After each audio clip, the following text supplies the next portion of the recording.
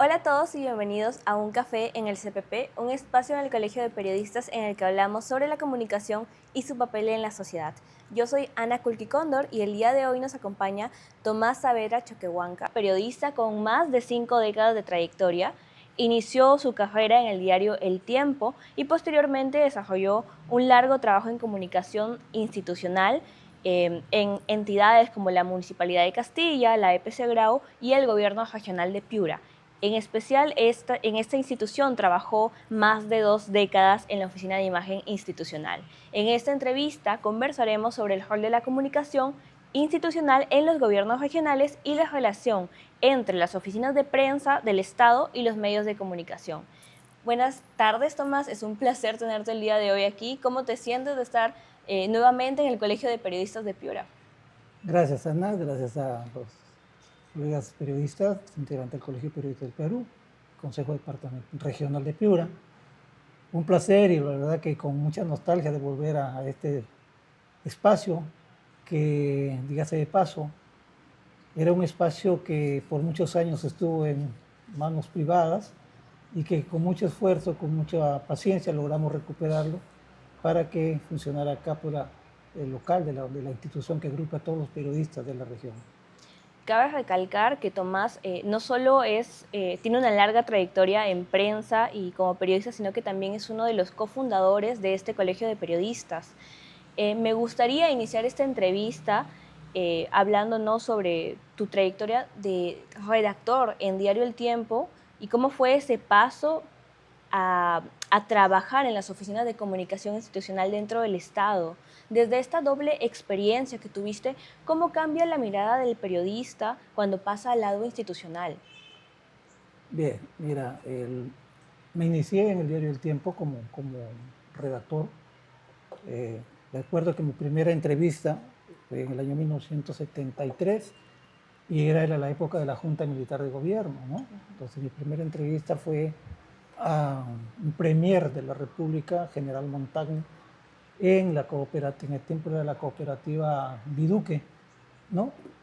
Pero yo, imagínate, un muchacho de 20 años que recién comenzaba, no sabíamos, pero habíamos recibido las pautas del jefe de redacción.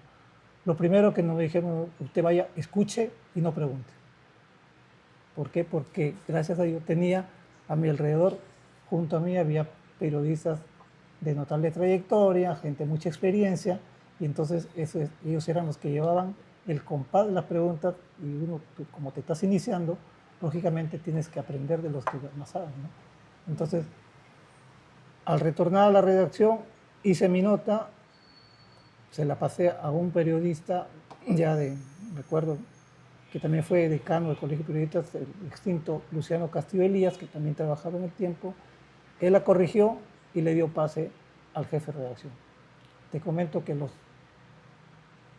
errores u horrores que pudieran haberse cometido fueron mínimos, ¿no? Y eso me dio mucha alegría y satisfacción para poder seguir encaminando, ¿no? Y mejorando. Luego se me asignó tareas en labores policiales. ¿Qué significaba el trabajo de periodista reportero policial? Visitar comisarías, hospitales, la morgue, ver dónde habían accidentes de tránsito, donde habían fallecidos, estar ahí permanentemente, ¿no? Y llevar la primicia. Porque si hay algo que tenemos que rescatar y que hoy se ha perdido, es la primicia. No hay ese afán de dar la primicia. Es más, a veces las informaciones se comparten y eso no ayuda porque nuestros lectores, a la audiencia, porque estamos prácticamente dando lo mismo. No hay ese ingrediente que se llama la primicia, dar otro ángulo, buscar otro ángulo de la información, es lo que falta en el periodismo actual, ¿no?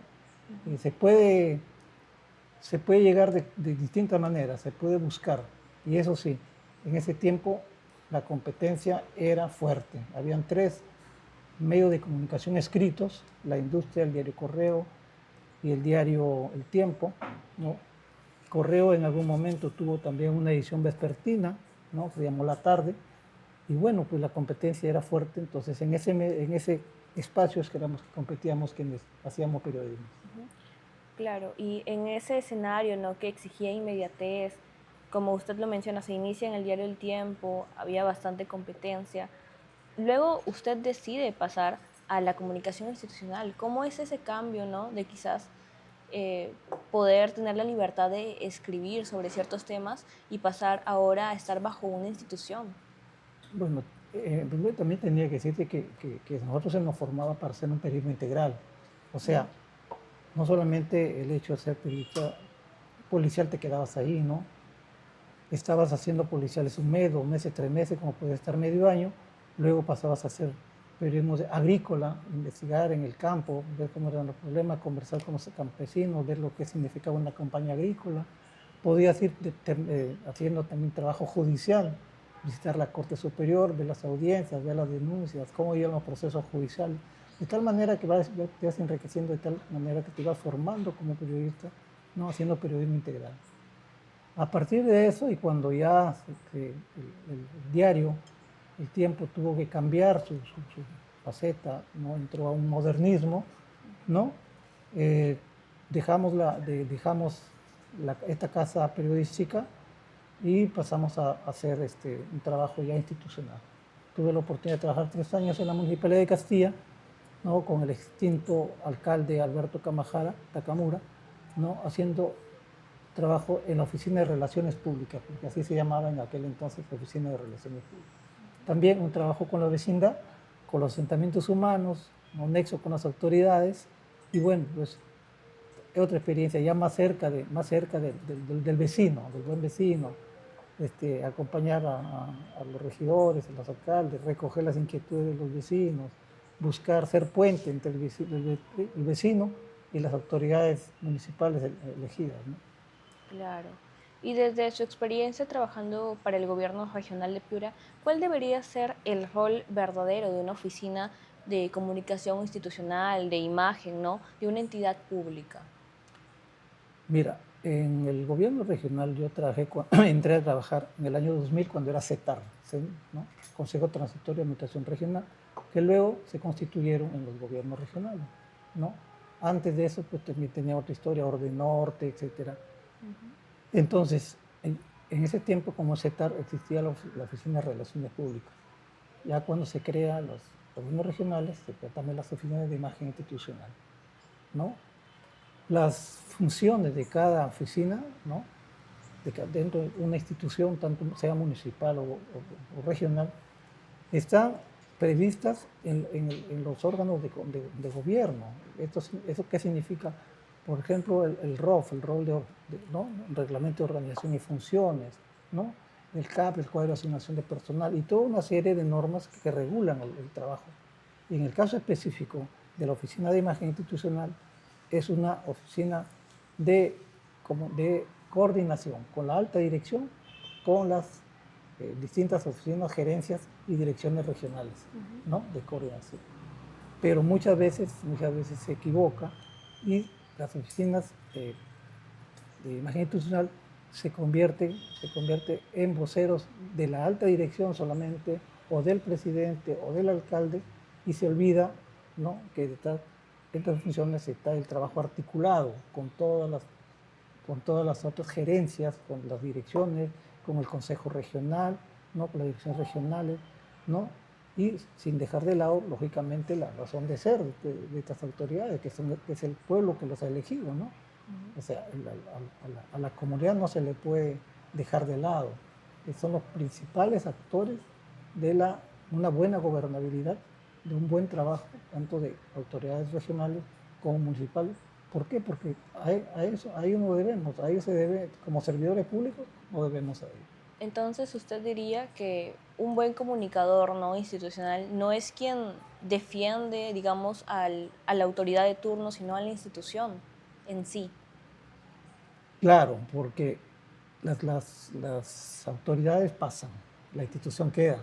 Así es. Y es la institución la que se va a ver fortalecida de acuerdo con el trabajo de los servidores públicos, que algunos llegamos por un tiempo determinado con la gestión, ¿no? Y nos vamos, pero otros quedan, ¿no? Y entonces, pero la comunidad va a valorar, ¿no? Va a evaluar a la autoridad que ha tenido de acuerdo al trabajo que ha realizado.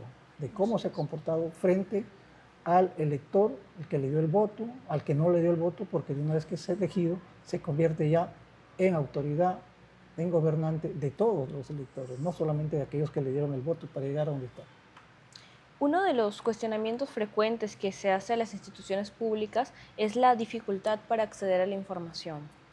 ¿Qué considera que se debería mejorar para garantizar una mejor transparencia y acceso a los periodistas? Hemos visto también durante los últimos años que existe un problema al momento de ejecutar obras en el que no se socializan los proyectos. ¿Cómo podemos mejorar esa situación en Piura? Mira, en la municipalidad existe lo que se llama la participación ciudadana.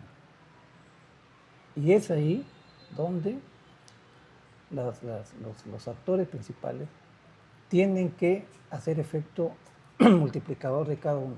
La comunidad tiene que saber qué es lo que va a ejecutar. Una obra que se va a ejecutar, hay mecanismos, tiene que haber socialización, ¿no?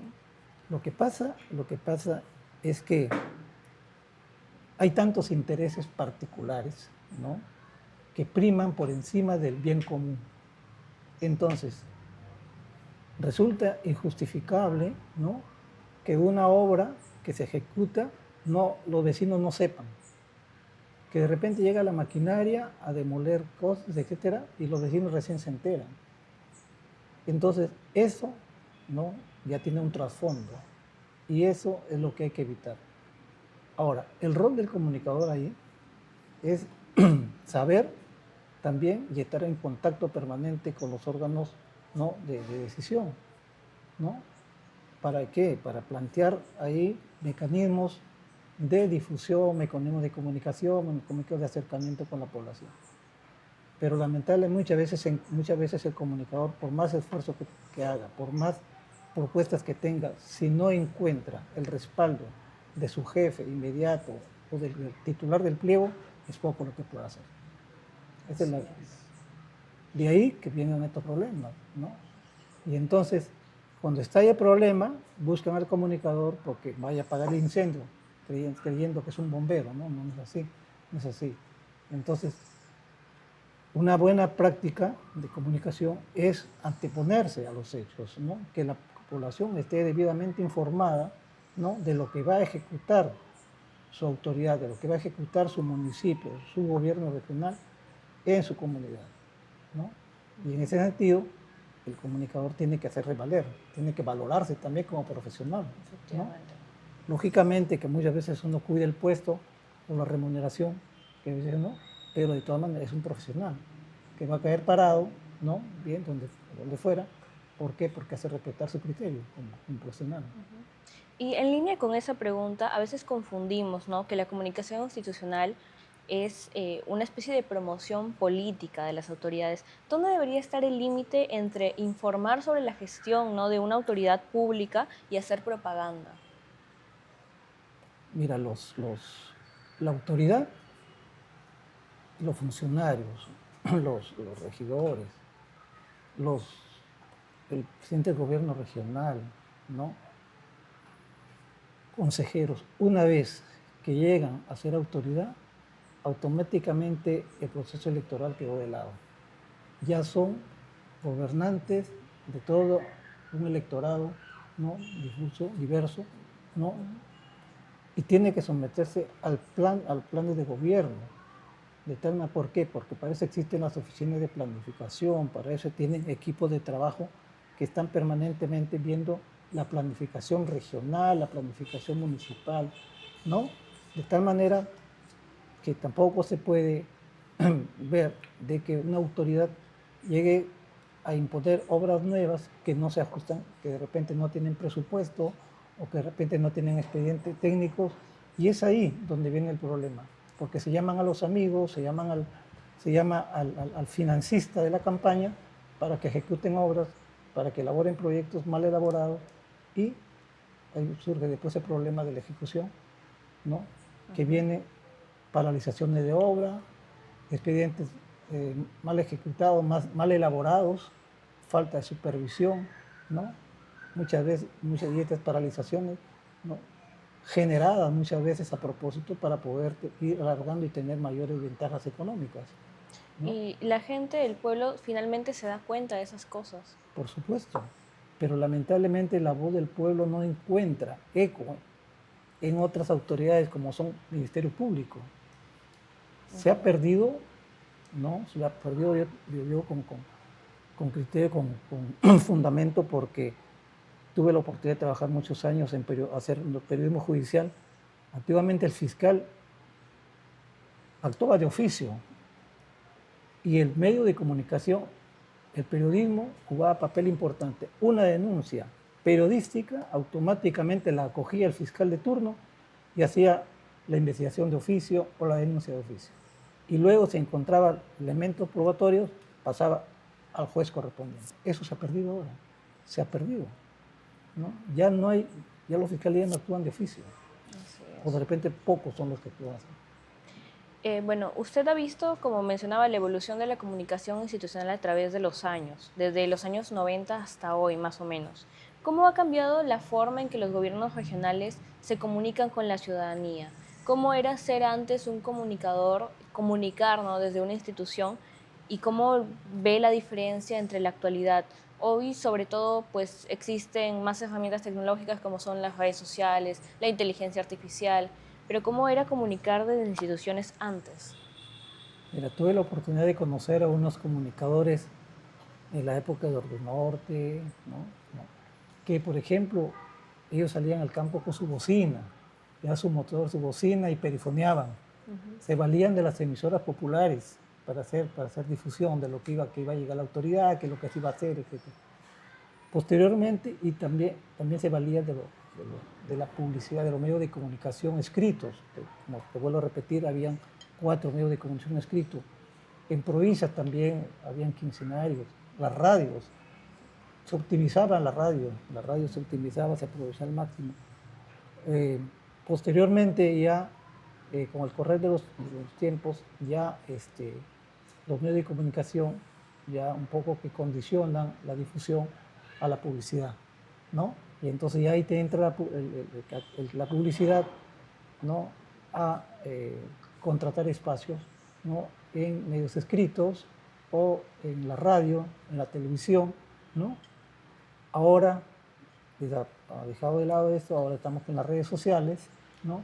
Pero en las redes sociales no todos tienen acceso a redes sociales. Por eso es que el poblador de a pie, los pueblos de la sierra, los pueblos las comunidades profundas, las comunidades casi no tienen ese nivel de comunicación, ¿no? Salvo la radio. La radio no deja de ser un medio de comunicación eficaz que llega a todas partes. Efectivamente, por eso en el debate, ¿no?, de si la radio va a morir o no, es, digamos, un debate perdido, porque la radio siempre va a estar para la gente que no tiene acceso a Internet, que sigue siendo un problema vigente en nuestro país. Bueno, Tomás, también me gustaría preguntarte, en esta larga trayectoria que has tenido, tú has visto de cerca la evolución de Piura, tanto en los medios como en las instituciones públicas. Desde tu perspectiva, ¿cuáles eran los principales problemas que enfrentaba la región antes, cuando empezaste en el periodismo, y cuáles crees que siguen siendo esos desafíos hoy? Mira, Piura ha crecido tanto que se ve que cualquier trabajo de planificación que se haya hecho fue desbordado, fue desbordado.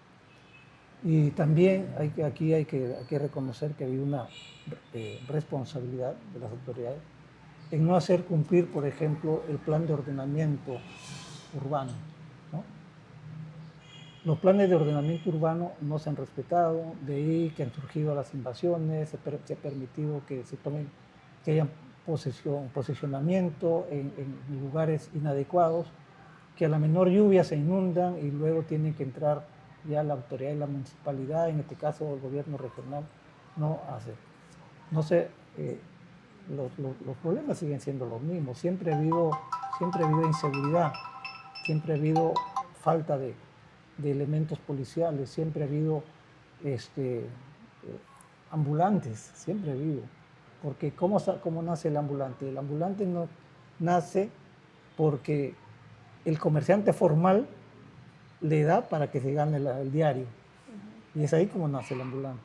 Yo conozco casos, por ejemplo, un comerciante formal, que están al interior del mercado, que sus ventas han bajado o que siguen igual, pero que ayuda a otros 10 personas que quieran trabajar y les da, ¿no?, producto para que vendan a las afueras y al término de la tarde, del día, ya le están devolviendo el importe, ¿no?, que lo gana, y también está ganando su día, como se dice, ¿no? Entonces, el ambulante tampoco no va a desaparecer así porque sí, ¿no? Entonces, tiene que haber una formalización a todo nivel, ¿no? Lo que sí es que tiene que haber un orden, definitivamente. Un orden. En ese sentido hay que trabajar mucho. Un orden porque la ciudadanía merece tener autoridades con autoridad, valga la redundancia. ¿Diría usted que hoy existen más problemas, los mismos problemas que existían en Piura hace unos años? No, ahora hay más problemas, definitivamente. Y el problema fundamental, uno de los problemas fundamentales ahorita en Piura, ciudad de Piura, ciudad de Piura o provincia de Piura, es el manejo integral del río Piura, definitivamente. Porque existen tantos documentos de trabajo que son eso, son documentos que quedan ahí, archivados.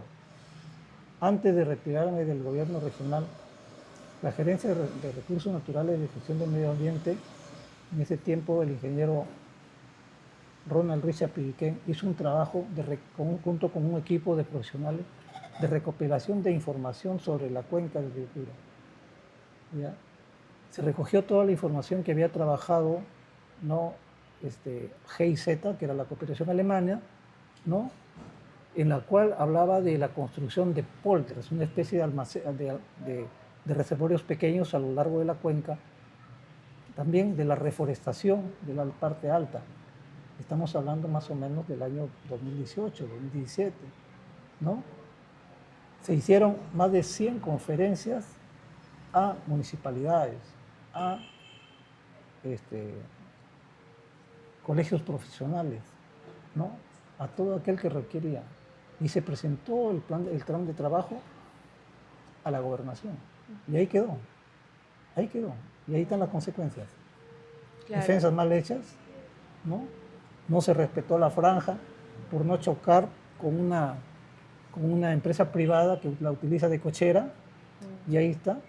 Prefirieron achicar el cauce del río, ¿no?, tener ese codo en la parte alta y tener el problema de inundación, ¿no?, que ahí nos tienen zozobra, que en cualquier momento baja el río con fuerza y vuelve a meter. Efectivamente, sigue siendo una problemática aún muy importante para Piura. Y bueno, muchísimas gracias, Tomás, por acompañarnos el día de hoy. Ha sido un placer tenerte en este programa. Creo que la trayectoria que hoy has compartido es muy valiosa para todos los comunicadores de Piura y todos los comunicadores en general. Esto fue un café en el CPP. No olviden darnos like, comentar, compartir y seguirnos en todas nuestras redes sociales. Nos vemos en una próxima edición. Gracias.